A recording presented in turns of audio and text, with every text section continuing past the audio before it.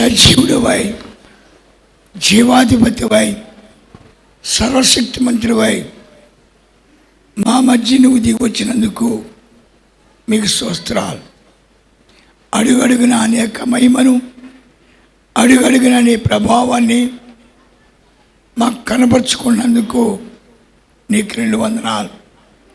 ఆనాడు మోషే బయలుదేరినప్పుడు, ఇశ్రాయేలు బయలుదేరినప్పుడు చెప్పావు, ఇదిగో అడుగడుగున నా ప్రభావాన్ని కనపరుచుకుంటాను.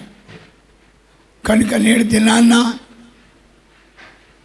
మా మధ్యన మీ యొక్క మహిమను కనపరుచుకుంటూ మీ ప్రభావంతో మమ్మల్ని నడిపిస్తున్నందుకు స్తోత్రాలు. కనుక ప్రభా, పూర్తిగా మిమ్మల్ని నమ్మి మీ యొక్క ఆజ్ఞలు పాటిస్తూ పరిశుద్ధాత్మ పూరికులమై బలవంతులుగా ఉన్నట్లు మమ్మల్ని అందరినీ కూడా సిద్ధపరచమని నీ పాదాల పట్టుకు బతిమాలుతున్నాం.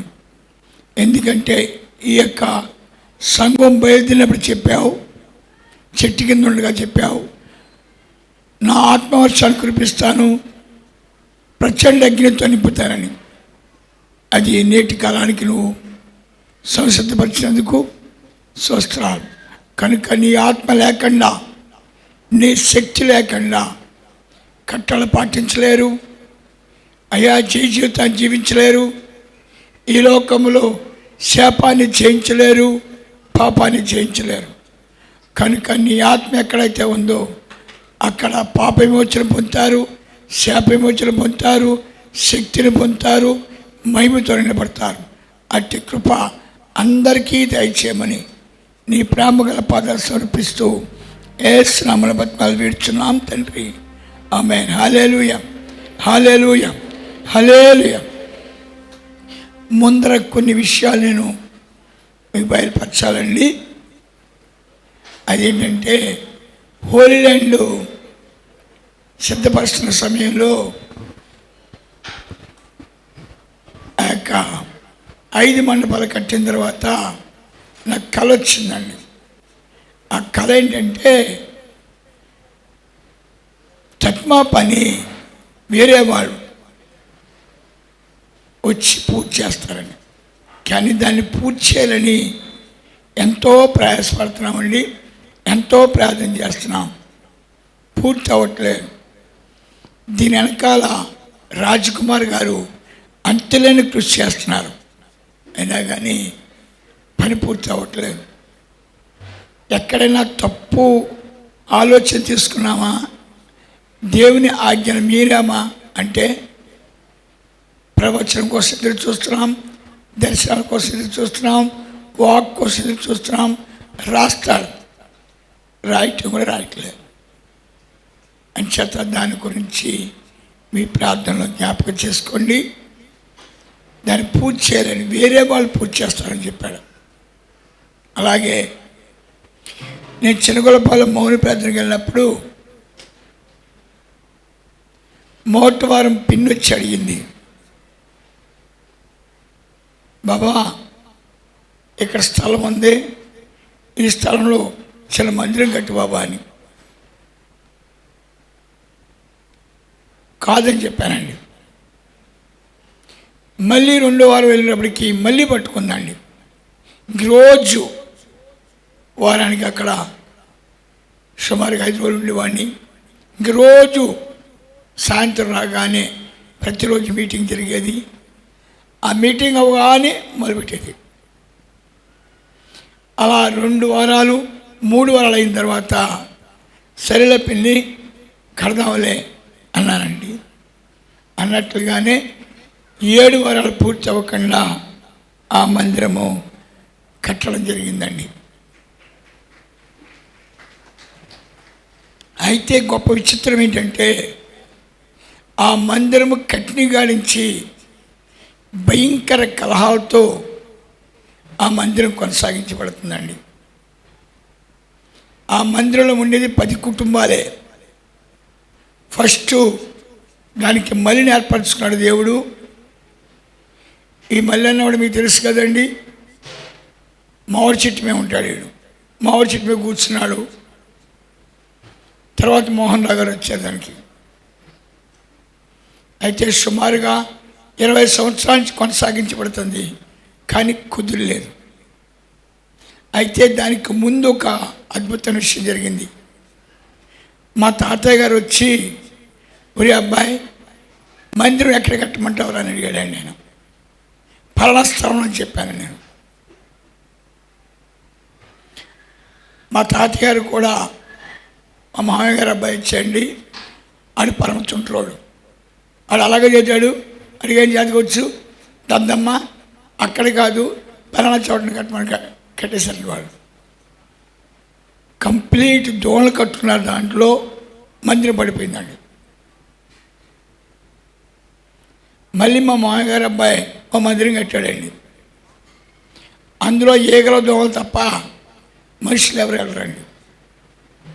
అంచేత చినగొలపాలెం మందిరం, మళ్ళీ మందిరం కడతాను ఫస్ట్నే చెప్పాడు. చినగొలపాలెం మరి గొప్ప విమానాలు కూడా అక్కడికి వెళ్తాయి, చాలా గొప్ప కార్యం జరుగుద్దని. అయితే మరి నేనే తప్పుపడ్డాను, మరి ఏది జరిగిందో తెలియదు. చినగొలపాలెం మందిరం మట్టికి కలతలతో ఉంది. దాని గురించి నేను ప్రతినిత్యము దేవుడి దగ్గర ప్రార్థన చేస్తున్నాను. తండ్రి, నీ ఆజ్ఞ లేక నేను పనిచేశానా? నీ చిత్తం లేక నేను పనిచేశానా? అందుకే అది అలా ఉందా? అస్సలు కుదిరలేరండి. వాళ్ళు ఉన్నది 10 కుటుంబాలే. నిత్యము ఆ మందిరం పేరు చెప్పి ఎంతవరకు దాన్ని ఆశ్చర్యపోతున్నానండి. ఏదైనా సరే దేవుడు చెప్పాడంటే చేసి తీరుతాడు. దానికి కంచెలేశారండి. చిన్న ప్రార్థన చేస్తే కంచెలేస్తున్న సంగతి సాయంత్రం తెలుస్తాడు. ఎందుకంటే బలిసుములో చాలా కంచెలేశారు, కంచెలన్నీ తెంపాడు దేవుడు. అలాగా అన్ని దినము ఏదో ఒక అభ్యంతరము చినగొలపాలెం సంఘాలు జరుగుతుంది. నేను అనుకున్నాను, నేను దేవుని స్వరం కరెక్ట్గా వినలేదు. మా తాతయ్య గారు చెప్పిన స్థలం గురించే మళ్ళీ మాట్లాడుతున్నాడు. అక్కడే మళ్ళీ మందిరం కట్టబడదని చెబుతున్నాడు. ఇది ఒక తప్ప అనే బాధ కూడా నన్ను వెంటాడుతుందండి. అంచేత మీ ప్రార్థన సమయంలో జ్ఞాపకం చేసుకోండి. మీలో చాలామంది దర్శనాలు చూసేవాళ్ళు ఉన్నారు, మీలో చాలామంది స్వరం వినేవాళ్ళు ఉన్నారు. ఎవరికైనా దేవుడు బయలుపరిస్తే 2 ఆప్షన్ చెప్పాను. ఒకటి హోలీ ల్యాండ్, వేరే వాళ్ళతో చేయబడద్దని చెప్పాడు. ఒకటి వచ్చిన ఆయన ఆకాష్, అతను కాదని చెప్పాడు. నిజం కూడా అతను అన్నీ మాట్లాడుకుని అభ్యంతరకరంగా ఉన్నాడు. అంచేత వేరే వాళ్ళు ఎవరు అనేది నిర్ధారణ కావట్లేదు. అలా జరుగుద్దా? గ్లోబు బలిసిములో కట్టమన్నాడండి. మా వాడు కాదు, హోల్యాండ్లో కడతానన్నాడండి. కట్టింది లేదు, ఏడ్చి లేదు. ఆడు వాసుగాడు దాని మీద రాయిస్తాడు. ఆ రాయి వెళ్ళి మా వాడికి తగిలి 3 నెలల మంచాలు పడ్డాడు. ప్రతి దానికి ఆరా తీసుకుంటాడు దేవుడు. భక్తుల విషయములు గమనించాలని మీకు జ్ఞాపకం చేస్తున్నా. అలాగే వాగ్దానం, మీలో చాలామంది ఉదయకాలం కూడా వచ్చి మా అమ్మాయి ఇంకా బద్మాష్ అవ్వలేదు, మా అమ్మాయికి ఇంకా పెళ్ళి అవ్వలేదు, ఇలాంటి విషయాలే మాట్లాడుతున్నారు. దేవుడు వాగ్దానం ఇచ్చాడు. శక్తి ఎప్పుడిచ్చాడు వాగ్దానం మనకు చూసినప్పుడు శిష్యులు ఎర్రివాళ్ళుగా మారిపోయి దేవుని మార్గం ఎదగని సమయంలో చెప్పాడు, మీరు శక్తిని పొందాలి అని. ఎలా పొందుతామని అడిగారు వారు. పెంతుకొస్తే నన్ను వచ్చి మీరు ప్రార్థన చేయండి, నా శక్తిని మేమే పంపిస్తానని చెప్పాడు.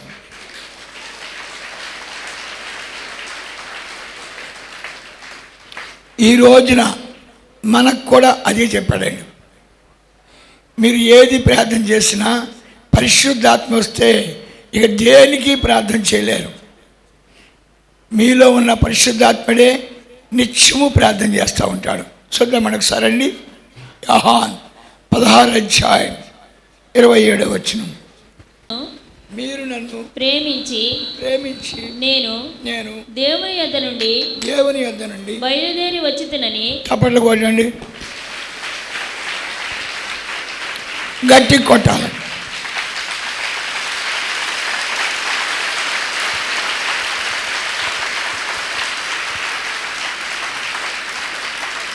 ఇప్పుడు చెప్పండి, రాత్రి ఓన్ వర్షం కురుస్తుంది.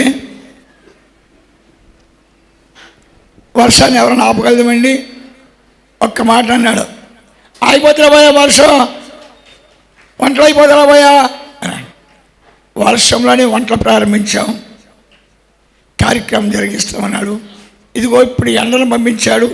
ఎండను కూడా మీరు పడిపోయే ఎండ కాదు, చక్కటి నీరు ఎండను పంపించాడు. చక్కటి గాలి వేస్తుంది, చక్కగా విందు ఏర్పాటు చేశాడు. ఎక్కడున్నాడు ఆయన చెప్పాలి. ఇప్పుడు దేవుడు ఎక్కడున్నాడు? ఇజ్రాయెల్ మధ్యన వాళ్ళ ముందు నడిచాడు. దేవుడు ఎలా ఉన్నాడు? ఆత్మస్వరూపుడు. ఇప్పుడు ఇక్కడ చెప్తున్నాడు, ఇదిగో యేసుని ఎంతమంది అయితే ప్రేమిస్తున్నారో వారందరిలోకి ఆయన వచ్చేస్తున్నాడు. హల్లెలూయా. నేను మిమ్మల్ని ప్రేమిస్తున్నాను. హల్లెలూయా. మిమ్మల్ని గణపరుస్తున్నాను. హల్లెలూయా. మిమ్మల్ని నడిపిస్తాను. హల్లెలూయా. మీకు శక్తినిస్తాను. హల్లెలూయా. ఏ శక్తి? పరిశుద్ధాత్మ శక్తి. ఏ శక్తి? పరిశుద్ధాత్మ శక్తి. దెయ్యాలు బంధించే శక్తి, దురాత్మలు బంధించే శక్తి, రోగాన్ని జయించే శక్తి. బలహీనమైన వాళ్ళు బలవంతులై హల్లెలూయా, హల్లెలూయా, హల్లెలూయా. యేసు అనే అద్భుతాలు చేయడానికి అపోస్తలుడు పౌలు గారు చెప్పారు, పేతురు గారు చెప్పారు, యేసుని పరిశుద్ధాత్మ నడిపిస్తుంది. ఇప్పుడు పరిశుద్ధాత్మ మనలోకి వచ్చేస్తే ఎలా వచ్చేస్తంట? ఆయన నమ్మితే చాలు. ఎక్కడున్నాడండి? ఇప్పుడు ఎక్కడే ఉన్నాడు. తప్పట్లో కొట్టండి. మా మధ్యన ఉన్నవాడా, మమ్మల్ని ప్రేమిస్తున్నవాడా, మమ్మల్ని కనికరిస్తున్నవాడా, అయ్యా అయ్యా అయ్యా నువ్వు నాలోకి రావా, నువ్వు నాలోకి రావా, నువ్వు నాలోకి రావా, నువ్వు నాలోకి రావా. 20 సంవత్సరాల కిందట తల్లిగారి మీద ప్రవచనం ఉన్నాయి. నా కుమారి నువ్వు నడికట్టి ప్రార్థన చేస్తావు. తల్లిగారు తర్వాత నా మీద చాలాసార్లు తిరుగుబాటు చేశారు. నా మీద ఇంత మంచి ప్రవచనం, కుమారి ప్రవచనంతుందే. కుమారి ప్రవచించకపోతే కుమారి కనుక వదిన గారు ఎలాంటిది అన్నానుకో, లేకపోతే 7 ప్రార్థనలు 8 వస్తాయి. అందుకు కుమారి ప్రవచించేది కాదు. వదిన గారు అంటనే కానీ ప్రవచించేది కాదు. రాత్రి రాజకుమారి రాజేశ్వరి ప్రవచించింది, నా కుమారి ఎందుకు నువ్వు నడికట్టు కట్టవు? హల్లెలూయా. ఎందుకు నువ్వు నడికట్టు కట్టవు? ఎందుకు నువ్వు సిద్ధపడవు? ఎందుకు నువ్వు నిలిచి ఉండవు? ఎందుకు పిల్లల్ని నడిపించవు? నా పిల్లలు నువ్వు ఎందుకు నడిపించవు? వారసులు రా అని చేత దేవుడు ఎక్కడున్నాడండి చెప్పాలి. వదిలి గారికి ఏమి నమ్మలేదండి, చెప్పేస్తాను నేను లాగలేదు, చెప్పేస్తాను. ఎవరు నమ్మలేదండి? నమ్మకపోవటం వల్ల ఎవరు రాలేదండి? పరిశుద్ధాత్మలు రాలేదు. తప్పలు కొట్టండి. పరిశుద్ధాత్మలు రాలేదు. హల్లెలూయా. మీకు ఇంకా డౌట్ రావచ్చు.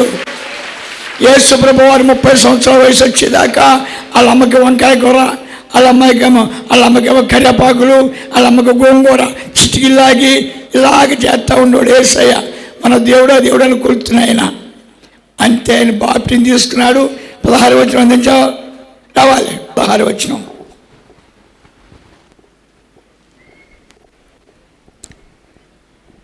వెళ్ళిపోదండి, తొందరగా వెళ్ళిపోదండి.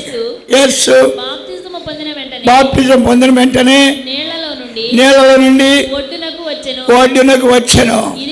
ఇదిగో ఆకాశము తెరవబడెను. దేవుని కొత్తపడి కొట్టండి. ఆత్మ మీలోకి వస్తే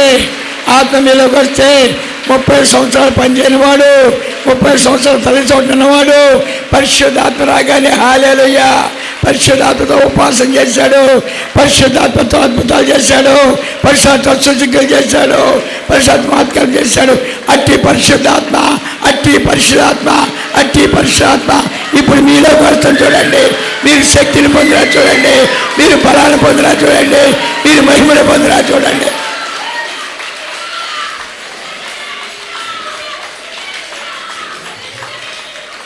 రాత్రి అంటారండి ఒక ఆవిడ 12 మంది అంట, 50 మంది అంట, డ్యాన్స్ చేసి చెప్తున్నారు. ఆవిడ కొంచెం పెద్ద ఆవిడండి, పెద్ద కులం. చిన్నప్పుడు ఎక్కడ పాడుకున్నారంటే, పెద్దవాళ్ళు ఎక్కడ పాడుకుంటారంటే బాత్రూంలో పాడుకుంటారండి. పెద్దవాళ్ళు బాత్రూంలో ఉంటారండి, బాత్రూంలో పాడుకుంటారు. నాగమల్లి కూనలోన నక్కింది, ఊరుకోరు పెద్దవాళ్ళు, అక్కడ తరచాన్ని పాడతారండి. బైబిల్లో చెప్పాడు, అపోస్తలుల 2వ అధ్యాయము 13వ వచనంలో నాట్యం చేయడం ప్రారంభించాడు. తట్టుకోలేకపోతున్నారు. హల్లెలూయా, బలం వచ్చేసింది. హల్లెలూయా, నాట్యం చేస్తున్నారు. హల్లెలూయా, కేకేస్తున్నారు. హల్లెలూయా, యేసే రక్షకుడు. హల్లెలూయా, యేసే విమోచకుడు. హల్లెలూయా, యేసే నా ప్రాణ ప్రియుడు.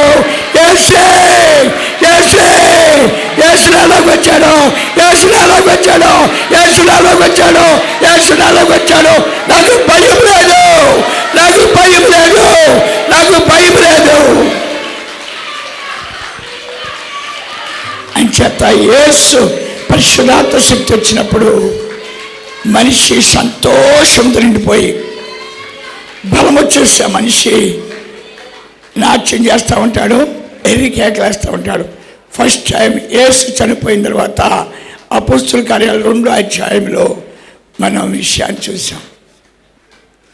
అదే విషయాన్ని మళ్ళీ అపోస్తలుల కార్యాలు 10వ అధ్యాయంలో కొంతమంది మాట్లాడలేదు, కొంతమంది ఎర్రి కేకలేస్తున్నారు. దాన్ని పేతుని అడిగారు, ఏమయ్యా వాళ్ళలాగా మాకెందుకు రావట్లేదు భాషలో? వాళ్ళు భాషలు మాట్లాడుతున్నారు, నాట్యం చేస్తున్నారు, వాళ్ళు స్తుతిస్తున్నారు, మళ్ళీ మాకెందుకు రావట్లేదు వాళ్ళకి వస్తుంది? పేతురు గారు చెప్పాడు, సజీవులకును మృతులకును తప్పకొట్టండి.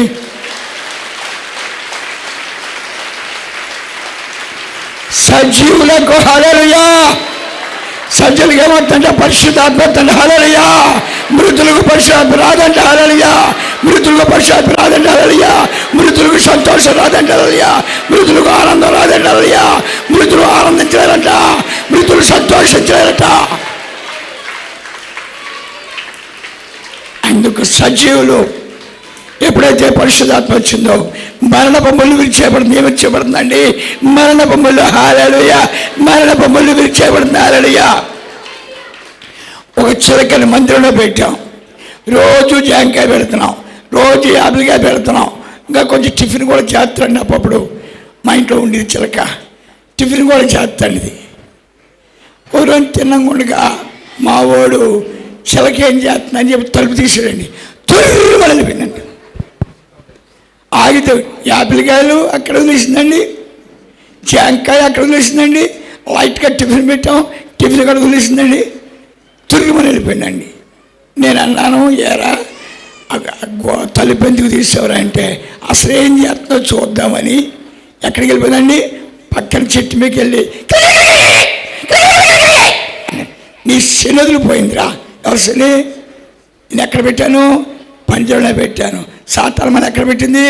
పంజరంలో పెట్టింది. హల్లెలూయా. మృత శరీరంలో పెట్టింది. హల్లెలూయా. మన యేసయ్య వచ్చాడు. హల్లెలూయా. మృత శరీరం విడిపించడమే, మరణ బొమ్మలు విరిచడమే. పడుకున్నారా ఏమ్మాయి? రాత్రి పడుకున్నారు మీ ఇద్దరును. కోరస్ కలవట్లేదా? దేవుడు చూస్తారండి, చాలా బాగా మీరు దేవుడు స్తుతింటున్నారు. సంతోషం. పొద్దున ఒక అమ్మాయి వచ్చి అంటుందండి, నాన్నగారండి నేను ఎగ్జామ్స్ రాస్తున్నానండి, అత్యవసర మార్కులతో పాస్ అయ్యేలా ప్రార్థన చేయండి అందండి. నీ మొఖం చూడి జీడెట్ట, పరిశుద్ధాత్మ నీలో కొత్త ఏమవుతావు? ఫస్ట్ ర్యాంక్లో పాస్ అవుతావు. హల్లెలూయా, హల్లెలూయా, హల్లెలూయా. అయ్యా ఇంకొక ఆవిడ అంటుందండి, మా అబ్బాయి చాలా పరిశుద్ధాత్మతే. హల్లెలూయా. నీ ఇంటిని కాపలా కాస్తాడు. హల్లెలూయా. అబ్రహాం ఇంటిని కనపరిచిన దేవుడు నీ ఇంటిని కనపడతాడు, నీ ఇంటిని కనపరుస్తాడు, నీ వంశాన్ని కనపడతాడు, నీ తరాలు కనపడతాడు. హల్లెలూయా. సంతోషిస్తాడు. హల్లెలూయా. ఆనందాన్ని క్షేమాన్ని ఇస్తాడు. హల్లెలూయా. దీవిస్తూ ఉంటాడు. హల్లెలూయా. నిరంతరము. అందుకు యేసు ప్రభువారు ఆ పల్లోలకు ఉపాయం చెప్పాడు. ఓరి పిచ్చోళ్ళరా, మీకు ఏ వేదాలు తెలియదు, మీకు ఏ జ్ఞానము లేదు, ఏ చదువు లేదు చుంటలారా. ఇదిగో పరిశుద్ధాత్మ మీలోకి వస్తే సర్వజ్ఞానం మీలోకి వస్తుంది. హల్లెలూయా. సర్వజ్ఞానం మీకు వస్తే హల్లెలూయా. పరలోక జ్ఞానం పొందుతారు. హల్లెలూయా. దైవ జ్ఞానం పొందుతారు. హల్లెలూయా. లోకంలో గనులుగా ఉంటారు, లోకంలో శ్రేష్ఠులుగా ఉంటారు, లోకంలో బలవంతులుగా ఉంటారు. అందుకంటాడు యేసయ్య, మిమ్మల్ని నేను ప్రేమిస్తున్నాను కనుక నేనేం చేస్తాను, ఇప్పుడు పరిశుద్ధాత్మ మీలో పంపిస్తాను. హల్లెలూయా. పరలోకానికి వచ్చిన నిన్ను సాతానుడు బంధించేస్తే, శరీరంలో బంధించేస్తే, లోకంలో బంధించేస్తే ఎవరొచ్చా చెప్పాలి? నాన్న వచ్చాడు. హల్లెలూయా. నాన్న తెచ్చాడు. హల్లెలూయా. రాజ్యము తెచ్చాడు. హల్లెలూయా. పరలోక రాజ్యం తెచ్చాడు. హల్లెలూయా. నిత్య రాజ్యం తెచ్చాడు. హల్లెలూయా. పంజరంలో విడిపించాడు. హల్లెలూయా. పంజరంలో విడిపించాడు. హల్లెలూయా. పరలోకమే పరలోకం. ఎవరొచ్చారు మన కోసం? ఎవరొచ్చారు మన కోసం? మనం ఎవరి పిల్లలము? దేవుని పిల్లలము. మనకి విడుదల ఇచ్చాడు, మనలో ప్రవేశించాడు, మనకు శక్తినిచ్చాడు, పాపాన్ని జయించే శక్తినిచ్చాడు, లోకాన్ని జయించే శక్తినిచ్చాడు, శ్రమలు జయించే శక్తినిచ్చాడు. పరలోక రాజ్యంలోకి వెళ్ళే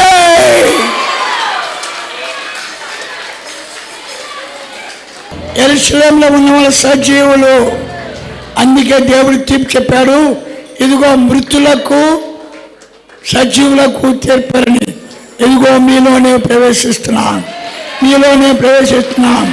మీరు బలవంతులుగా మారిపోతారు, మీరు శక్తిమంతులుగా మారిపోతారు, మీరు నీతిమంతులుగా మారిపోతారు, మీరు యథార్థపరులుగా మారిపోతారు, ఉన్నతమైన పాత్రలుగా ఉంటారు, భూలోకంలో శ్రేష్ఠులుగా ఉంటారు, భూలోకంలో గనులుగా ఉంటారు. నిత్యం మీలో ఉంటాను, నిత్యం మిమ్మల్ని దీవిస్తాను, నిత్యం మిమ్మల్ని ఆశ్రయిస్తాను, మీ కొరకే విజ్ఞాపన చేస్తాను.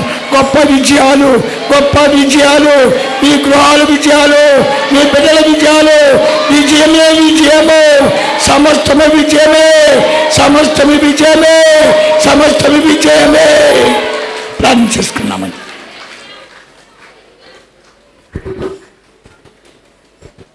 కనికరంగల మహారాజా, మా మీద ఎంత కృప చూపించావో నేను నువ్వు బయలుపరుచుకున్నావు.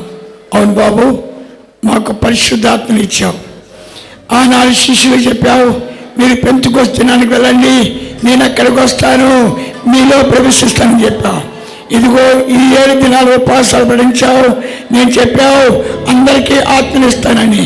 ఈ రోజు మా అందరికీ ఆత్మనిచ్చావు, మమ్మల్ని అందరినీ పరిశుద్ధపరిచావు, మమ్మల్ని అందరినీ పవిత్రపరిచావు, మమ్మల్ని అందరినీ నీతిమంతులుగా మార్చావు. అయ్యా, నీ కృపకు పాత్రను చేసుకున్నవాడా, నీ నీడలో మమ్మల్ని ఆశించినవాడా, మాలో కని ఉన్నావు.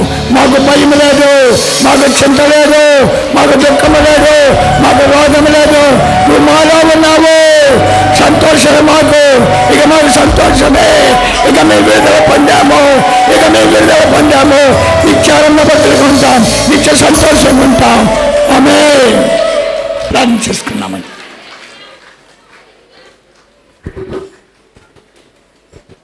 కనికరంగల మహారాజా, మా మీద ఎంత కృప చూపించావో నేను నువ్వు బయలుపరుచుకున్నావు. అవును బాబు, మాకు పరిశుద్ధాత్మని ఇచ్చావు. ఆనాడు శిష్యులు చెప్పావు, మీరు పెంతుకొస్తున్నానికి వెళ్ళండి, నేను అక్కడికి వస్తాను, మీలో ప్రవేశిస్తానని చెప్పావు. ఇదిగో ఈ 7 దినాలు ఉపవాసాలు పడించావు. నేను చెప్పావు అందరికీ ఆత్మనిస్తానని. ఈ రోజు మా అందరికీ ఆత్మనిచ్చావు, మమ్మల్ని అందరినీ పరిశుద్ధపరిచావు, మమ్మల్ని అందరినీ పవిత్రపరిచావు, మమ్మల్ని అందరినీ నీతిమంతులుగా మార్చావు. అయ్యా, నీ కృపకు పాత్రను చేసుకున్నవాడా, నీ నీడలో మమ్మల్ని ఆశించినవాడా, మాలో కని ఉన్నావు. మాకు భయం లేదు, మాకు చింత లేదు, మాకు దుఃఖము లేదు, మాకు రోగం లేదు. నువ్వు మాలో ఉన్నావు. సంతోషమే మాకు, ఇక మాకు సంతోషమే. ఇక మేము విడుదల పొందాము, ఇక మేము విడుదల పొందాము. నిత్యానంద భద్రత ఉంటాం, నిత్య సంతోషంగా ఉంటాం.